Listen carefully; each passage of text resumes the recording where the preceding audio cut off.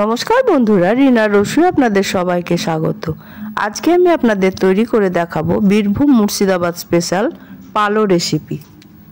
জানি না আপনারা এই পালোর রেসিপির সাথে পরিচিত কিনা।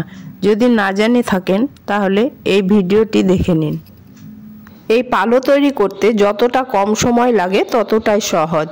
তাহলে ভিডিওটি আপনারা কেউ স্কিপ করে দেখবেন না, প্রথম থেকে শেষ অবধি দেখার চেষ্টা করবেন। পালো তৈরি করার জন্য এখানে নিয়েছি আমি 1 কাপ গোবিন্দভোগ চালের গুঁড়ো। আপনারা যে কোনো চালের গুঁড়ো দিয়ে এটা বানাতে পারেন, এটা যে শুধু গোবিন্দভোগ দিয়ে বানাতে হবে তার কোনো মানে নেই। আর নিয়েছি এখানে 1 কাপ দুধ আর 3 কাপ জল। এখানে 1 কাপ জল মিস হয়ে গেছে কারণ ভিডিওটা অফ হয়ে গিয়েছিল।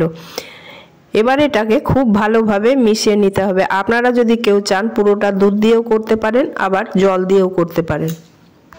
চালের গুঁড়োটাকে জলের সাথে খুব ভালোভাবে মিশিয়ে নিতে হবে, একদম পাতলা জলের মতো হবে, কারণ এটা জাল দিতে দিতেই ঘন হয়ে যাবে।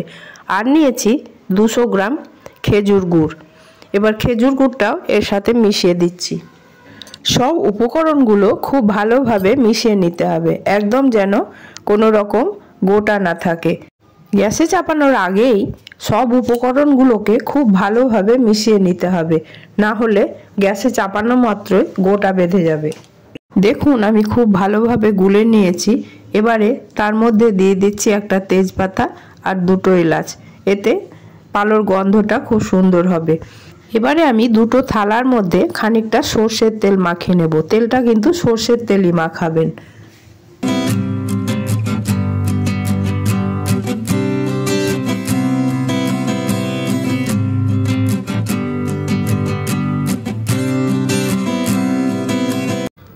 এবারে গ্যাসের মধ্যে বাটিটা বসিয়ে দিচ্ছি।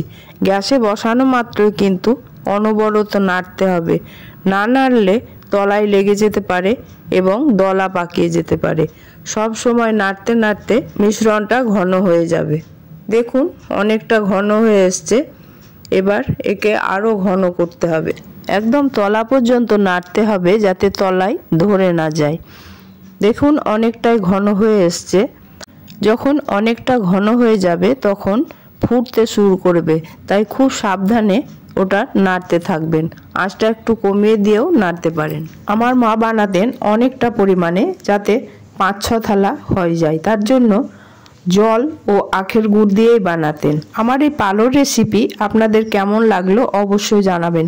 যারা বাড়িতে কোনোদিনও বানাননি তারা অবশ্যই বাড়িতে একবার বানিয়ে দেখবেন। খেতে কিন্তু খুব ভালো হয়, নরম নরম খেতে বেশ ভালোই লাগে। গ্যাসটা আমি অফ করে দিয়েছি। এবার বাটিটাকে আমি থালার মধ্যে ঢেলে দেব। ঢেলে দেওয়ার পরে 2 হাত দিয়ে থালাটা নাড়িয়ে নিতে হবে, তাহলেই চারিপাশ ছড়িয়ে যাবে। ঢেলে দেওয়ার পরে এটাকে 5-6 ঘন্টা রেখে দেব। আমি রাত্রেবেলায় এটা বানালাম, কাল সকালে উঠে এটাকে আমি পরিবেশন করে দেব। আশা করছি আমার এই পালোর রেসিপি আপনাদের প্রত্যেকের ভালো লাগবে। যদি ভালো লেগে থাকে তাহলে একটা লাইক, কমেন্ট ও শেয়ার করে দেবেন। আমার চ্যানেলটিকে যারা সাবস্ক্রাইব করেছেন তাদেরকে অসংখ্য ধন্যবাদ। আর আমার চ্যানেলের যারা নতুন তাদের কাছে অনুরোধ, আমার এই ছোট্ট চ্যানেলটিকে সাবস্ক্রাইব করে আমাকে এগিয়ে নিয়ে যেতে সাহায্য করার জন্য। পাশে থাকা বেল আইকনটা অবশ্যই অন করে রাখবেন। আমি যে সব নিত্য নতুন ভিডিও আপলোড করব তার নোটিফিকেশন সবার আগে পাওয়ার জন্য। আজ তাহলে এখানেই শেষ করছি। আবার আপনাদের সামনে হাজির হব নিত্য নতুন রেসিপি নিয়ে। আপনারা ভালো থাকবেন, সুস্থ থাকবেন। ধন্যবাদ।